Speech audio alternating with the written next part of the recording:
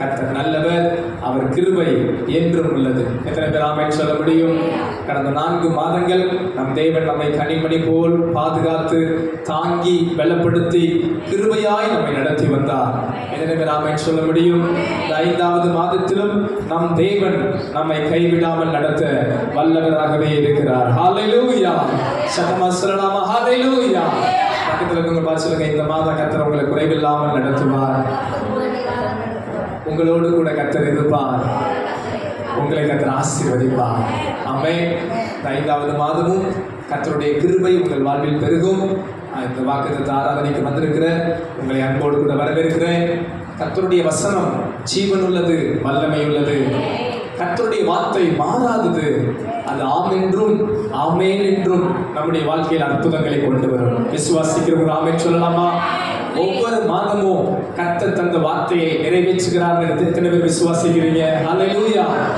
கடந்த மாதம் கர்த்தர் வாக்குத்தத்தம் கொடுத்தார். என்ன வார்த்தை கொடுத்தார்? எத்தனை பேருக்கு? கர்த்தரின் ஆசீர்வாதமே ஐஸ்வர்யத்தை தரும், அதனோட வேதனையை கூட்டார். எத்தனை பேர் விசுவாசிக்கிறீங்க? கர்த்தருடைய ஆசீர்வாதம் எனக்கு இருந்துச்சு எத்தனை பேர் சொல்ல முடியும்? ஹல்லேலூயா! நானும் விசுவாசிக்கிறேன். பிபிஎஸ் ஸ்கூலியோ நிறைய தேவைகள் இருந்துச்சு, இருந்தாலும் கர்த்தருடைய ஆசீர்வாதம் இருந்துச்சு. ஹல்லேலூயா! பாருங்க, தேவைகள் பெருகும் போதுதான் தேவனுடைய ஆசீர்வாதங்களை காண முடியும். சில நெருக்கங்கள் வரும்போது தான் கர்த்தர் செய்கிற அற்புதத்தை நீங்கள் பார்க்க முடியும். சில தடைகள் இருக்கும் போதுதான் தேவன் உங்களுக்கு கொடுக்கிற திறந்த வாசலை நீங்கள் பார்க்க முடியும். எத்தனை பேர் விசுவாசிக்கிறீங்க? ஹல்லேலூயா! கர்த்தர் நிச்சயமாகவே நமது வார்த்தையை நிறைவேற்றுகிறார். இந்த மாதத்தில் கூட நாம் ஒரு வேத வசனத்தை எடுத்து வாசிக்க போகிறோம். கர்த்தர் இந்த மாதம் நமக்கு கொடுக்கிற ஒரு வார்த்தையை எடுத்து வாசிக்கலாம். சங்கீதத்தின் புஸ்தகம் 115ஆம் சங்கீதம். சங்கீதத்தின் புஸ்தகம் 115ஆம் சங்கீதம் 12வது வசனத்தை நாம் வாசிப்போம். சங்கீதம். கர்த்தர் நம்மை நினைத்திருக்கிறார், அவர் ஆசீர்வதிப்பார். இஸ்ரவேல் குடும்பத்தாரை ஆசீர்வதிப்பார், அவர் ஆரோன் குடும்பத்தாரை ஆசீர்வதிப்பார். கண்களை மூடி ஜெபிக்கலாம். இந்த மாதம் ஆண்டவர் தமது வார்த்தையால் நம்மோடு கூட பேசும்படி ஒரே ஒரு வினாடி கேட்கலாம். ஆண்டவரே, உமது வசனம் ஜீவனுள்ளது ஐயா. இந்த மாதத்திற்காக உமது வார்த்தை எங்களை உயிர்ப்பித்து பலப்படுத்த நீர் எங்களோடு பேசும், என்னோடு பேசும் என்று கேட்போம். கர்த்தர் பேசுவாராக. அன்பு பரலோக பிதாவே, இந்த 5வது மாதத்திலும் சபைக்கு வேண்டிய மன்னாவை கர்த்தர் தாரும், சபைக்கு வேண்டிய வார்த்தையை கர்த்தர் தாரும். நாங்கள் உமது வசனத்தை பற்றி கொண்டு நடக்கிற கிருபையை தாரும். அடியனை மறைத்து நீர் வெளிப்படும். இயேசுவின் நாமத்தில் ஜெபிக்கிறேன் ஜீவனுள்ள நல்ல பிதாவே, ஆமென். சங்கீதத்தின் புஸ்தகம் 15ஆம் சங்கீதம் 12ஆம் வசனத்திலே நாம் வாசித்தோம். கர்த்தர் நம்மை நினைத்திருக்கிறார், அவர் ஆசீர்வதிப்பார். இஸ்ரவேல் குடும்பத்தாரை ஆசீர்வதிப்பார், ஆரோன் குடும்பத்தாரை ஆசீர்வதிப்பார். சேர்ந்து ஒரு அல்லேலூயா சொல்லுவோமா? அல்லேலூயா! இந்த மாதத்தின் வாக்குத்தத்தமாய் ஆவியானவர் என் உள்ளத்தில் போட்ட ஒரு வேத பகுதியின் வார்த்தை, இஸ்ரவேல் குடும்பத்தாரை ஆசீர்வதிப்பார். என்னோடு கூட இந்த வார்த்தையை சொல்லுங்கள் பார்க்கலாம். இஸ்ரவேல் குடும்பத்தாரை ஆசீர்வதிப்பார். அன்பானவர்களே, இந்த மாதம் குடும்ப ஆசீர்வாத மாதமாய் கர்த்தர் நமக்கு தருகிறார். ஹல்லேலூயா! எத்தனை பேர் விசுவாசிக்கிறீங்க? என் குடும்பம் ஆசீர்வதிக்கப்பட்ட குடும்பம். எத்தனை பேர் விரும்புறீங்க என் குடும்பம் ஆசீர்வாதமாக இருக்க வேண்டும் என்று? எத்தனை பேர் விரும்புறீங்க? ஹல்லேலூயா! இஸ்ரவேல் குடும்பத்தாரை கர்த்தர் ஆசீர்வதிக்கிறார். அன்பான தேவஜனமே, குடும்பத்தை ஏற்படுத்தியது தேவன் தான், மனிதனை உண்டாக்கினது ஆண்டவர் தான். மண்ணினாலே கர்த்தர் மனிதனை உண்டாக்கினார். ஆதாம் மண்ணினாலே உருவாக்கப்பட்டான். சகல ஜீவராசிகளுக்கும் துணை இருந்தது, ஆனால் ஆதாமுக்கோ துணை காணப்படவில்லை என்று வேதம் சொல்கிறது. அப்போது ஆண்டவர் ஆதாமின் விலா எலும்பினாலே ஒரு மனுஷியை உண்டாக்கி அவனிடத்திலே கொண்டு வந்து கொடுத்தார். அப்போது நாம் பார்க்கிற ஒரு காரியம், கர்த்தர் தான் முதலில் குடும்பத்தை உண்டாக்கினவர். எத்தனை பேர் ஆமென் சொல்ல முடியும்? அந்த குடும்பத்தை ஏற்படுத்தி அவர்களை ஆசீர்வதிக்கவும் செய்தார். அன்பானவர்களே, அப்படியானால் தேவன் விருப்பம் என்னவென்றால் நம் குடும்பம் ஆசீர்வாதமாக இருக்க வேண்டும். நம்முடைய வீடு கர்த்தரால் ஆசீர்வதிக்கப்பட்டிருக்க வேண்டும். நாம் தங்குகிற வாசஸ்தலம், நம் குடும்பத்தில் இருக்கிற உறவுகள், அது கணவனோ மனைவியோ பிள்ளைகளோ மற்ற உறவுகள், நம்முடைய குடும்பத்தில் இருக்கிற சக உறவுகள் எல்லாருமே கர்த்தரால் ஆசீர்வதிக்கப்பட வேண்டும் என்பது தேவ சித்தமாய் இருக்கிறது. எத்தனை பேர் ஆமென் சொல்றீங்க? அல்லேலூயா. இந்த வேத பகுதியில் வாசிக்கிறோம், கர்த்தர் இஸ்ரவேல் குடும்பத்தாரை ஆசீர்வதிக்கிறாராம். எல்லாரும் சொல்லுங்க பார்க்கலாம். கர்த்தர் இஸ்ரவேல் குடும்பத்தாரை ஆசீர்வதிக்கிறார். அன்பானவர்களே, இஸ்ரவேல் என்ற வார்த்தையை நாம் பார்க்கும்போது ரெண்டு விதத்தில் நாம் புரிந்து கொள்ளலாம். ஒன்று பூமிக்குரிய, இல்லாவிட்டால் மாம்சத்தின்படி காணப்படுகிற இஸ்ரவேலர்கள். இரண்டாவது ஆவிக்குரிய இஸ்ரவேலர்கள். மாம்சத்தின்படி யார் இஸ்ரவேலர்கள்? ஆபிரகாமின் சந்ததி யாரோ அவர்கள் எல்லாம் யார்? மாம்சத்தின்படி இஸ்ரவேலர்களா இருக்கிறார்கள். அப்படியானால் யார் ஆவிக்குரிய இஸ்ரவேலர்கள்? யார் யாரெல்லாம் இயேசுவை சொந்த இரட்சகராக ஏற்றுக்கொண்டிருக்கிறார்களோ அவர்கள் எல்லாம் ஆவிக்குரிய இஸ்ரவேலர்களாய் காணப்படுகிறார்கள். எத்தனை பேர் புரிந்து கொண்டீங்க? அல்லேலூயா. இந்த காலை நேரத்திலே ஏன் இஸ்ரவேல் குடும்பம் ஆசீர்வதிக்கப்பட்ட குடும்பம்? ஏன் இஸ்ரவேல் குடும்பத்தை கர்த்தர் ஆசீர்வதித்து வைத்திருக்கிறார்? எதனால் அவர்கள் ஆசீர்வதிக்கப்பட்டவர்களாய் இருக்கிறார்கள்?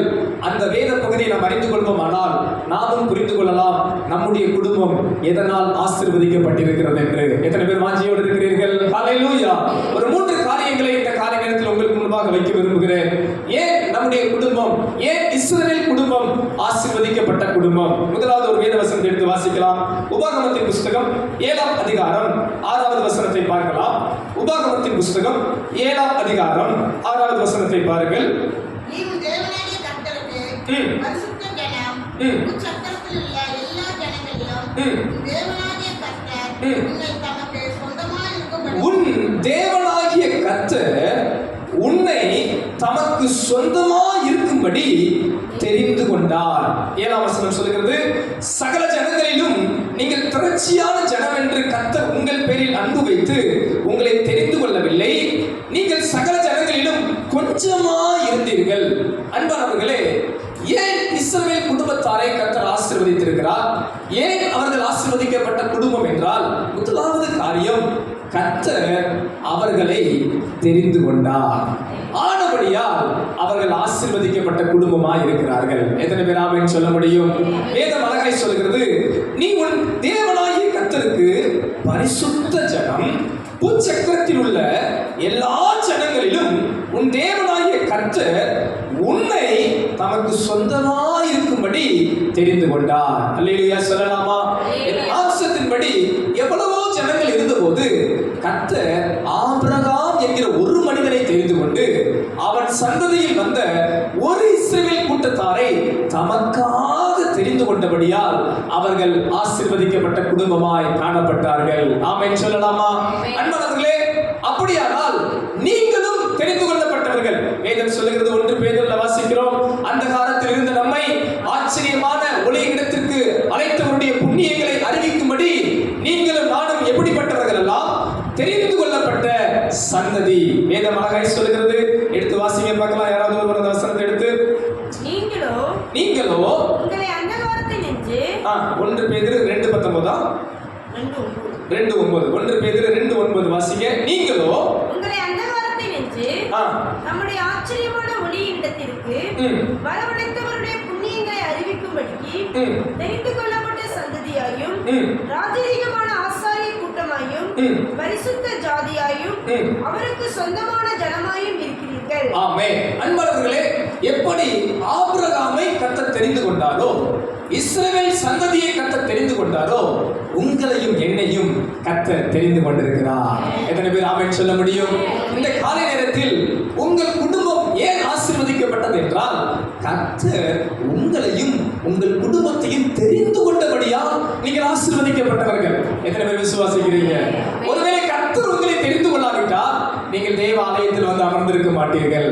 ஒருவேளை கர்த்தர் உங்களை முன்குறிக்காவிட்டால் நீங்கள் வேற எங்காவது இருந்திருக்க முடியும், இல்லாவிட்டால் தூங்கிக் கொண்டு இருந்திருக்க முடியும், இல்லாவிட்டால் வேறு பாவமான வழிகளில், பொல்லாத வழிகளில் சென்று கொண்டிருந்திருக்க முடியும். கர்த்தர் உங்களை தெரிந்து கொண்டபடியினாலே நீங்கள் ஆசீர்வதிக்கப்பட்டவர்களாய் இருக்கிறீர்கள். ஹல்லேலூயா. அழைக்கப்பட்டவர்கள் அநேகர், தெரிந்து கொள்ளப்பட்டவர்களோ சிலராய் இருக்கிறார்கள். சில நேரங்கள் உங்களுக்கு ஒரு சந்தேகம் இருக்கும், நான் ஏன் ஆண்டவரை ஆராதிக்க வேண்டும், நான் ஏன் ஆலயத்துக்கு வர வேண்டும், நான் ஏன் இங்கு இருக்கிறேன், எனக்கு இவர் கணவனா இருக்கிறாரு, இல்ல எனக்கு இவங்க மனைவியா இருக்கிறாங்களே, எனக்கு பிறந்த பிள்ளை ஐயோ அப்படின்ற கேள்விகள், கவலைகள், பயங்கள், குழப்பங்கள் என்று அநேகம் இருக்கலாம். ஒன்றை மறந்து விடாதீர்கள் அன்பானவர்களே, கர்த்தர் உங்களை தெரிந்து கொண்டிருக்கிறார். இங்கு நீங்கள் சாதாரணமாய் வரவில்லை, கர்த்தர் உங்களை தெரிந்து கொண்டபடியா இங்கு நீங்கள் தேவ சமூகத்தில் இருக்கிறீர்கள். வானத்தையும் பூமியும் படைத்த ஆண்டவர் நீங்கள் தாயின் கருவில உருவாகும் முன்னே உங்களை முன்குறித்து தெரிந்தெடுத்து பிரித்தெடுத்து உங்களை ஒரு ஆவிக்குரிய இஸ்ரவேலராய் பிரித்தெடுத்து ஒரு ஆவிக்குரிய இஸ்ரவேலின் குடும்பமாய் முன்குறித்து உங்களை ஆசீர்வதிக்கும்படி கர்த்தர் உங்களை தெரிந்து கொண்டிருக்கிறார். ஹல்லேலூயா. ஆபிரகாமை தெரிந்து கொண்ட தேவன் ஆபிரகாமை ஆசீர்வதித்தார். இந்த காலை நேரத்தில் உங்களை தெரிந்து கொண்ட ஆண்டவர் உங்களை கைவிடவே மாட்டார்.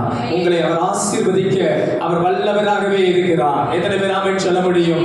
கையை உயர்த்தி சொல்ல முடியுமா? நானும் என் குடும்பமும் தெரிந்து கொள்ளப்பட்ட சந்ததி. எத்தனை பேர் ஆமென் சொல்ல முடியும்? ஆவிக்குரிய இஸ்ரவேலராய் இருக்கிற நான் தெரிந்து கொள்ளப்பட்ட ஒரு தேவ பிள்ளை.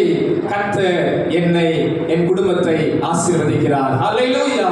அன்பானவர்களே, உங்களுக்குள்ள ஒரு நாளும் சந்தேகம் வரக்கூடாது. நான் ஏன் இயேசுவை ஆராதிக்க வேண்டும், நான் ஏன் ஆலயத்துக்கு வர வேண்டும், எதற்கு கர்த்தரை நீங்க கொண்டு வந்திருக்கிறார் என்ற சந்தேகங்களை கர்த்தர் இந்த காலை நேரத்தில் உங்களை விட்டு தூக்கி போட சொல்லுகிறார். மகனே, மகளே, நான் உன்னை தெரிந்து கொண்டிருக்கிறேன், நான் உன்னை பிரித்தெடுத்திருக்கிறேன். நீ என் ஜனமா இருக்கும்படி, நீ என்னை ஆராதனை செய்யும்படி, நீ என் பிள்ளையாய் வாழும்படி உன்னை எனக்கென்று பிரித்தெடுத்து உன்னை ஆசீர்வதிக்க அழைத்து வந்திருக்கிறேன். ஹல்லேலூயா. சிலர் நம்ம நினைப்போம், எதுக்கு எங்கேயோ பிறந்தோம், எங்கேயோ இருந்தோம், எதுக்கு இங்க வந்து வாழ்றோம் அப்படிலாம் கவலை இருக்கும். எங்கேயோ பிறந்தோம், எங்கேயோ இருந்தோம், ஏன் இங்க வந்து வாழ்றோம் அப்படின்ற கவலைகள் இருக்கும். அன்பானவர்களே, கர்த்தர் நம் குடியிருக்கும் எல்லைகளை கூட அவர் முன்குறித்து வைக்கிறவராய் இருக்கிறார். நீங்கள் இங்கு இருப்பதற்கு ஒரு நோக்கம் இருக்கிறது, நீங்கள் இங்கே இருப்பதற்கு ஒரு தேவ சித்தம் இருக்கிறது. கர்த்தர் உங்களை இந்த ஆலயத்துக்கு கொண்டு வந்து சேர்த்ததற்கு ஒரு தேவ திட்டம் இருக்கிறது. ஆனபடியால் நீங்கள் தெரிந்து கொள்ளப்பட்ட சந்ததியா இருக்கிறீர்கள். ஹல்லேலூயா.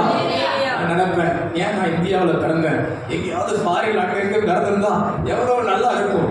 சில கண்ட்ரியெல்லாம் பார்க்கும்போது அழகா இருக்கும், சார் இப்படிப்பட்ட கண்ட்ரிலாம் பார்த்தா நல்லா இருக்குமே அப்படின்னு நான் யோசிப்பேன்.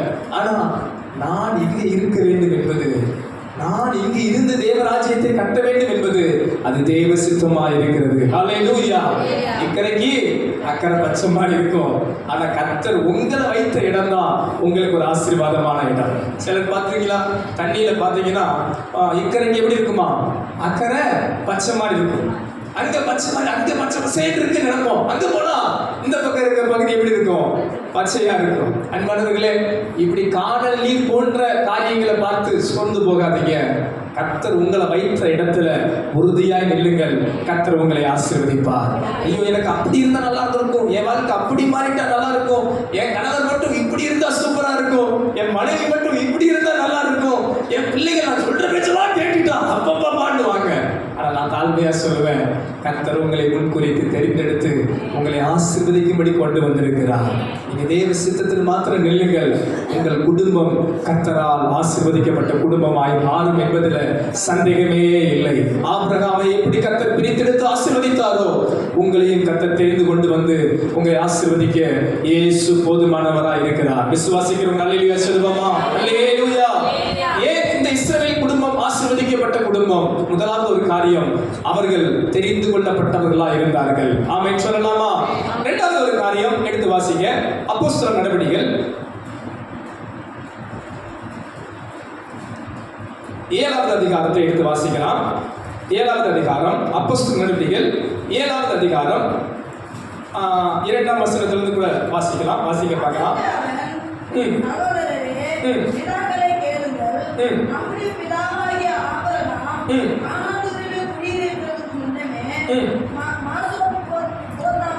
மெசொப்பொத்தாமியா நாட்டிலே மகிமையின் தேவன் அவருக்கு தரிசனமாகி, நீ உன் தேசத்தையும் உன் இடத்தையும் விட்டு புறப்பட்டு ஆண்டவருக்கு காண்பிக்கும் தேசத்துக்கு வா என்றார். அப்பொழுது அவன் கல்தேய தேசத்தை விட்டு புறப்பட்டு கானானிலே வாசம் பண்ணினான். அவனுடைய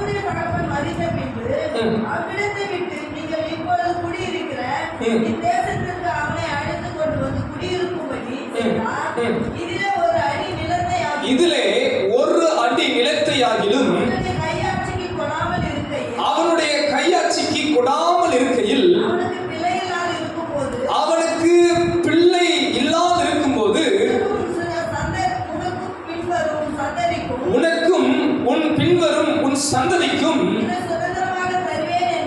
இதை சுதந்திரமாக தருவேன் என்று அவனுக்கு வாக்குத்தத்தம் பண்ணினார். ஒரு ஆமென் சொல்லலாமா? அல்லேலூயா. ஏன் இஸ்ரவேல் குடும்பம் ஆசீர்வதிக்கப்பட்ட குடும்பம்? முதல் காரியம் பார்த்தோம், அவர்கள் தெரிந்து கொள்ளப்பட்டவர்கள். they are chosen people. ஆனபடியால் அவர்கள் ஆசீர்வதிக்கப்பட்டவர்கள். நீங்களும் தெரிந்து கொள்ளப்பட்டவர்கள், ஆனபடியால் நீங்கள் ஆசீர்வதிக்கப்பட்டவர்கள். இரண்டாவது காரியம், ஏன் இந்த இஸ்ரவேல் குடும்பம் ஆசீர்வதிக்கப்பட்ட குடும்பம் என்றால் இவர்களுக்கு வாக்குத்தத்தம் உண்டு. they have the promises of God. அவர்களுக்கு தேவன் வாக்குத்தத்தத்தை கொடுத்தார். வேதம் அழகாய் சொன்னது, ஆபிரகாமை கர்த்தர் அழைத்து அவனுக்கு ஒரு அடி நிலம் இல்லாத போது இந்த இடங்களை எல்லாம் நான் உனக்கும் உன் சந்ததிக்கும் தருவேன் என்று கர்த்தர் வாக்குத்தத்தம் பண்ணினாரா? எத்தனை பேர் ஆமென் சொல்றீங்க? அல்லேலூயா. அவன் பரதேசியாய் வந்தவன். அவன் ஒரு நாடோடி போல, ஒரு வழிப்போக்கன் போல, தங்குவதற்கு இடமில்லாமல் தன்னுடைய குடும்பத்தை அழைத்துக் கொண்டு வந்தவன். ஆனால் கர்த்தர் அவனுக்கு கொடுத்த வாக்குத்தத்தம், உனக்கு இந்த தேசத்தை சுதந்திரமாக கொடுப்பேன், கானான் என்கிற தேசத்தை உனக்கு நான் சுதந்திரமாக கொடுப்பேன் என்ற வாக்குத்தத்தத்தை கர்த்தர் ஆபிரகாமுக்கு கொடுத்தார். அன்பானவர்களே, ஆவிக்குரிய இஸ்ரவேலராய் இருக்கிற தேவ ஜனமே, உங்களுக்கும் எனக்கும் ஒரு கானான் வாக்கு பண்ணப்பட்டிருக்கிறது. எத்தனை பேர் விசுவாசிக்கிறீங்க? ஒரு பரலோக கானானை கர்த்தர் உங்களுக்கும் எனக்கும் என்ன பண்ணியிருக்கிறார்? வாக்குத்தத்தம் பண்ணி வைத்திருக்கிறார். கலாத்தியரிலே வாசிக்கிறோம். நமக்கு 3ஆம் அதிகாரத்தில் பார்க்கும்போது 3, 13, 14 வசனத்தை பாருங்கள். கலாத்தியர் 3ஆம் அதிகாரம் 13, 14 வசனம் பாருங்கள். மரத்திலே தூக்கப்பட்ட எவனும் சபிக்கப்பட்டவன் என்று எழுதியிருக்கிறபடி கிறிஸ்து நமக்காக சாபமாகி நியாயப்பிரமாணத்தின் சாபத்திற்கு நம்மை நீங்களாக்கி மீட்டுக் கொண்டார். ஆபிரகாமுக்கு உண்டான ஆசீர்வாதம் கிறிஸ்து இயேசுவினால் புறஜாதிகளுக்கு வரும்படியாக ஆவியை குறித்து சொல்லப்பட்ட வாக்குத்தத்தத்தை நாம் விசுவாசத்தினாலே பெரும்படியாகவும் இப்படி ஆயிற்று. ஆபிரகாமுக்கு உண்டான வாக்குத்தத்தம் கிறிஸ்து இயேசுவினாலே நமக்கும் உண்டாகும்படி இப்படி ஆயிற்று. அன்பானவர்களே, நீங்கள் வாக்குத்தத்தம் பெறுகிற சந்ததியாய் இருக்கிறீர்கள். வாக்குத்தத்தம் உங்களுடையது. வாக்குத்தத்தத்தை கர்த்தர் உங்களுக்காகவும் உங்கள் குடும்பத்துக்காகவும் கர்த்தர் வைத்திருக்கிறார். விசுவாசிக்கிறவங்க ஆமென் சொல்லலாமா? விலையேற பெற்ற வாக்குத்தத்தங்களை வைத்திருக்கிறார். எத்தனையோ வாக்குத்தத்தங்கள் வேதத்தில் சொல்லப்பட்டிருக்கிற எல்லா வாக்குத்தத்தங்களும் ஆம் என்றும் ஆமென் என்றும் இருக்கிறது. அதை நீங்கள் விசுவாசிக்கும் போது அந்த வாக்குத்தத்தத்தின் வல்லமை உங்களுடையதாய் மாறும். அன்றைக்கு இஸ்ரவேலர்கள் கானான் தேசத்தை, வாக்குத்தத்தம் பண்ணப்பட்ட பூமியை சுதந்தரித்தது போல உங்களுக்கும் தேவன் கொடுத்த எல்லா வாக்குத்தத்தங்களையும் நீங்கள் சுதந்தரிக்க போதுமானவர்களாக இருக்கிறீர்கள். எத்தனை பேர் ஆமென் சொல்ல முடியும்? நான் வாக்குத்தத்தத்தை சுதந்தரிப்பேன். விசுவாசிக்கிறீங்களா? வாக்குத்தத்தத்தை எத்தனை பேர் நம்புறீங்க? கர்த்தருடைய வார்த்தை எத்தனை பேர் விசுவாசிக்கிறீங்க? அப்ப ஆவிக்குரிய இஸ்ரவேலராய் இருக்கிற நமக்கும் தேவன் கொடுத்த எல்லா வாக்குத்தத்தங்களையும் இயேசு நிறைவேற்ற வல்லவராய் இருக்கிறார். விசுவாசிக்கிறவங்க அல்லேலூயா சொல்லலாமா? பரலோக கானான் நம்முடையது. இந்த பூமிக்குரிய ஆசீர்வாதத்தின் வாக்குத்தத்தங்களை கர்த்தர் எனக்கும் என் குடும்பத்துக்கும் நிறைவேற்றி கொடுப்பார். எத்தனை பேர் ஆமென் சொல்ல முடியும்? எத்தனை வாக்குத்தத்தங்களை கர்த்தர் கொடுத்திருக்கிறார். பயப்படாதே என்று சொல்லியிருக்கிறார். திகையாதே என்று சொல்லியிருக்கிறார். நான் உன்னோடு இருப்பேன் என்று சொல்லியிருக்கிறார். உன்னை கைவிட மாட்டேன் என்று சொல்லியிருக்கிறார். உன் கையின் பிரயாசத்தை ஆசீர்வதிப்பேன் என்று சொல்லியிருக்கிறார். உனக்கு சந்தோஷமும் சமாதானமும் உண்டாகும் என்று கர்த்தர் வாக்குத்தத்தம் கொடுத்திருக்கிறார். நாம் எவ்வளவு விசேஷமானவர்கள்! அல்லேலூயா! இந்த வாக்குத்தத்தம் அநேகருக்கு இல்லை. உங்களுக்கும் எனக்கும் இந்த வாக்குத்தத்தம் உண்டு. ஆனபடியால் நம்முடைய குடும்பம் ஒரு ஆசீர்வதிக்கப்பட்ட குடும்பம். எத்தனை பேர் ஆமென் சொல்ல முடியும்? இந்த விலையேற பெற்ற வாக்குத்தத்தங்களை அநேகர் பெறவில்லை. புறஜாதிகள் பெறவில்லை. கர்த்தரை அறியாதவர்கள் பெறவில்லை. இஸ்ரவேல் அல்லாதவர்கள் பெறவில்லை. ஆவிக்குரிய இஸ்ரவேல் அல்லாதவர்கள் இந்த வாக்குத்தத்தத்தை அறியாதிருக்கிறார்கள். ஆனால் உங்களுக்கும் எனக்கும் இந்த வாக்குத்தத்தங்கள் சட்டங்களை அறிந்தபடியா நம்முடைய குடும்பம் ஒரு ஆசீர்வதிக்கப்பட்ட குடும்பம். எத்தனை பேர் ஆமென் சொல்ல முடியும்? பாருங்க, நம்ம வீடுகளில் இருக்கும் எல்லா இடங்களிலும் வாக்குத்தத்த வசனங்களை போர்டு வச்சிருப்போம். வீடெல்லாம் பார்த்தா எப்படி இருக்கும்? வசனங்களா இருக்கும். ஏன் இந்த வசனங்கள்? இந்த வசனத்தின் அர்த்தம் என்ன? இந்த வாக்குத்தத்தம் எனக்கானது.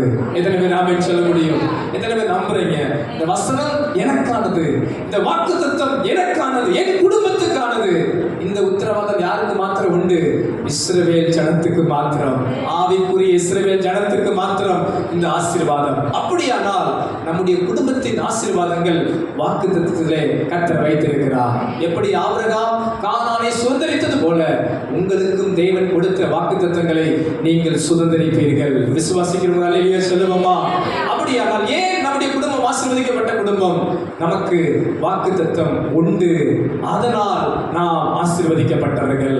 நாம் இந்த வேத வசனத்தை பற்றி கொண்டு வாழ்கிற பிள்ளைகளா இருக்கிறபடியா நம்முடைய குடும்பம் ஆசீர்வாதமா இருக்கும். விசுவாசிக்கிறவங்க அல்லேலூயா சொல்லலாமா? அல்லேலூயா. கடைசியாய் ஒரு காரியம், ஏன் நம் இஸ்ரவேல் குடும்பம் ஆசீர்வதிக்கப்பட்ட ஒரு குடும்பம்? மத்தேயு எழுதின சுவிசேஷம் 1ஆம் அதிகாரம் 1வது வசனத்தை வாசிக்கலாம். மத்தேயு எழுதின சுவிசேஷம் 1ஆம் அதிகாரம் 1வது வசனம். சீக்கிரமா வாசிக்க பார்க்கலாம். ஆபிரகாமின் குமாரனாகிய தாவீதின் குமாரனான இயேசு கிறிஸ்துவினுடைய வம்ச வரலாறு. ஒரு அல்லேலூயா சொல்லுவோமா? ஏன் இஸ்ரவேல் குடும்பம் ஆசீர்வதிக்கப்பட்ட குடும்பம்? முதலில் பார்த்தோம், அந்த குடும்பம் தெரிந்து கொள்ளப்பட்ட சந்ததியான குடும்பம். இரண்டாவது காரியம் பார்த்தோம், ஏன் அந்த குடும்பம் ஆசீர்வதிக்கப்பட்ட குடும்பம்? அந்த குடும்பத்துக்கு என்ன உண்டு? வாக்குத்தத்தம் உண்டு, ஆனபடியால் அது ஆசீர்வதிக்கப்பட்ட குடும்பம். மூன்றாவது காரியம், ஏன் இந்த இஸ்ரவேல் குடும்பம் ஆசீர்வதிக்கப்பட்ட குடும்பம் என்று தெரியுமா? இந்த குடும்பத்தில் யார் இருக்கிறார்? இயேசு இருக்கிறார். ஆபிரகாமின் குமாரனும் தாவீதின் குமாரனாகிய இயேசு அந்த குடும்பத்திலே வந்தார். அல்லேலூயா சொல்லுவோமா? ஆவிக்குரிய இஸ்ரவேல் கூட்டமாக இருக்கிற ஜனமே, நம்முடைய வீட்டில் யார் இருக்கிறார்? இயேசு இருக்கிறார். எத்தனை பேர் ஆமென் சொல்ல முடியும்? உங்க வீட்டிலே உலாவுகிற ஒரு கர்த்தர் இருக்கிறார். எங்க 2-3 பேர் நாமத்திலே கூடினாலும் அங்கு நான் இருப்பேன் என்று வாக்கு கொடுத்த இயேசு என் வீட்டில் இருக்கிறார். ஆனபடியா என் வீடு ஆசீர்வாதமான வீடு. எத்தனை பேர் உண்மையா உணர்றீங்க? உங்க வீட்டுல இயேசு இருக்கிறாரா? இந்த கேள்வியை கேட்டு பாருங்க. உங்க வீட்டுல, என் வீட்டுல இயேசு இருக்கிறாரா? நீங்களே கேளுங்க. என் வீட்டில் யார் இருக்கிறா? இயேசு இருக்கிறாரா? எப்போது இயேசு இருப்பார்? உங்க வீட்டுல ஜெபம் இருந்தா இயேசு இருப்பார். உங்க வீட்டுல துதி இருந்தா இயேசு இருப்பார். உங்க வீட்டுல நீங்க வேத வசனத்துக்கு கை கொண்டு நடந்தா இயேசு இருப்பார். எப்ப இயேசு இருக்க மாட்டார்? நீங்களே சொல்லுங்க பார்க்கலாம். எப்ப இயேசு இருக்க மாட்டார்? எப்ப இயேசு இருக்க மாட்டார்? உங்களுக்கு தெரியும் நினைக்கிறேன். ஆமே, உங்க வீட்டுல இயேசு இருந்தா உங்க குடும்பம் ஆசீர்வாதமான குடும்பம். ஆபிரகாம் இஸ்ரவேல் வம்சத்தில் இயேசு இருந்தார். ஆவிக்குரிய இஸ்ரவேல் குடும்பமாக இருக்கிற உங்கள் வீட்டில் இயேசு இருப்பாரானால் உங்கள் வீடு ஒரு ஆசீர்வதிக்கப்பட்ட வீடு. அல்லேலூயா. அன்பானவர்களே, நீங்கள் இருப்பது எவ்வளவு சத்தியமோ அதுபோல இயேசுவும் உங்களோடு இருப்பது அவ்வளவு சத்தியமாக இருக்கிறது. உங்களுக்குள் அவர் வாசம் பண்ணுகிறவராக இருக்கிறார். நானே தேவனுடைய ஆலயமாக இருக்கிறேன். அன்பானவர்களே, இது கட்டிடத்தான், ஆனால் கர்த்தர் நமக்குள்ளே வாசம் பண்ணுகிறவராக இருக்கிறார். அவர் ஜீவனுள்ள தேவன். அப்ப நீங்க வீட்டுக்கு போனாலும் அங்கே யார் உங்க கூட வர்றா? இயேசு வர்றார். நீங்க அநேக தேவ பிள்ளைகள் மறந்துடுவாங்க. சபையில மட்டும் இயேசு இருக்கிறார், என்ன பண்ணுவாங்க? பயம் இருக்கும், பக்தி இருக்கும், பரிசுத்தம் இருக்கும், ஜெபம் இருக்கும். சபையை விட்டு கடந்துட்டா என்ன நினைப்பு? இயேசு எங்கதான் இருக்கிறாரு? சொல்லுங்க பார்க்கலாம். இயேசு எங்கதான் இருக்கிறாரு? சபையில இருக்கிறார். நம்ம சேர் போட்டுருக்கோம்ல, எங்க சாமி என்ன பண்ணிருப்பார்? உட்காந்துக்குவார். நம்ம வீட்டுல என்ன பண்ணிக்கலாம்? நாம என்ன வேணாலும் பண்ணிக்கலாம். அதெல்லாம் என்ன பண்ண மாட்டார் இயேசு. பார்க்கலாம் மாட்டேன், கண்டுக்கலாம். அன்பானவர்களே, நம்ம ஜாதிகள் அல்ல. நம்ம ஏதோ ஆண்டவருக்கு கடவுளுக்கு ஏதோ ஒன்று வச்சுட்டு அதோட பூட்டி போட்டு போற கூட்டம் அல்ல. நம்ம எங்காவது கடந்து போனா இது கதவு பூட்டப்பட்ட இடம் ஒன்றுமில்லை. ஆனால் தேவன் நமக்குள்ளே வாசம் பண்ணுகிறார். நீங்க வீட்டுக்கு போகும்போது உங்க கூட யார் வருவா? இயேசு வருகிறார். உங்க வீட்டுல உங்க உறவுகள் நடுவே யார் இருக்கிறார்? இயேசு இருக்கிறார். அப்படிப்பட்ட குடும்பமாய் நீங்கள் இருப்பீர்களானா அந்த குடும்பம் ஆசீர்வதிக்கப்பட்ட குடும்பம். எத்தனை பேர் இந்த காலையில் இருக்கிற சத்தியத்தை புரிந்து கொண்டீர்கள்? இஸ்ரவேல் குடும்பத்தாரை கர்த்தர் ஆசீர்வதிக்க விரும்புகிறார். என் குடும்பத்தை கர்த்தர் ஆசீர்வதிக்க விரும்புகிறார். ஆசீர்வதித்திருக்கிறார். ஏன் ஆசீர்வதித்திருக்கிறார்? நாம் ஆசீர்வதிக்கப்பட்டதின் காரணம் என்ன? 3 காரியங்களை நாம் இந்த கால நேரத்தில் பார்த்தோம். ஒன்று, நம்மை கர்த்தர் தெரிந்து கொண்டபடியால் நாம் ஆசீர்வதிக்கப்பட்ட குடும்பம். இந்த ஊரில் எத்தனையோ ஜனம் இருக்கிறாங்க, எத்தனையோ பேர் இருக்கிறாங்க. ஆனால் ஆலயத்தில் நீங்கள் தான் தெரிந்து கொள்ளப்பட்டவர்களாக இருக்கிறீர்கள். ஆனபடியால் நீங்கள் ஆசீர்வதிக்கப்பட்டவர்கள். அதுபோல உங்களுக்கு கர்த்தர் வாக்குத்தத்தம் கொடுத்திருக்கிறார். இன்னைக்குரிய வாக்குத்தத்தமும் உண்டு, நித்திய ஜீவ வாக்குத்தத்தமும் உண்டு. இது அநேகருக்கு இல்லை. ஆனபடியால் நீங்கள் ஆசீர்வதிக்கப்பட்டவர்கள். கர்த்தராகிய இயேசு கிறிஸ்துவை விசுவாசி, அப்பொழுது நீயும் வீட்டாரும் ரட்சிக்கப்படுவீர்கள். இது உங்களுக்கான வாக்குத்தத்தம். இந்த வாக்குத்தத்தம் அநேகருக்கு இல்லை. 3வது காரியம், எல்லாவற்றுக்கும் மேலாக இயேசு நம்மோடு இருக்கிறார். அதுவே விலையேற பெற்ற ஆசீர்வாதம். அன்பானவர்களே, இஸ்ரவேல் குடும்பத்தை ஆசீர்வதிக்கிற தேவன், ஆசீர்வதித்த தேவன் இந்த 3 வார்த்தையின்படி உங்களை ஆசீர்வதித்து வைத்திருக்கிறார். அந்த ஆண்டவரை உறுதியாய் பற்றிக் கொள்ளுங்கள். உங்கள் குடும்பம் இன்றைக்கு மாத்திரமல்ல, என்றைக்கும் கர்த்தரால் ஆசீர்வதிக்கப்பட்டிருக்கும். அல்லேலூயா. என் சந்ததி, என் தலைமுறை ஒரு ஆசீர்வாதத்தின் தலைமுறையாய் காணப்படும். எத்தனை பேர் அதை விசுவாசிக்கிறீங்க? என் தேவன் என்னையும் என் குடும்பத்தையும் ஆசீர்வதித்து வைத்திருக்கிறார்.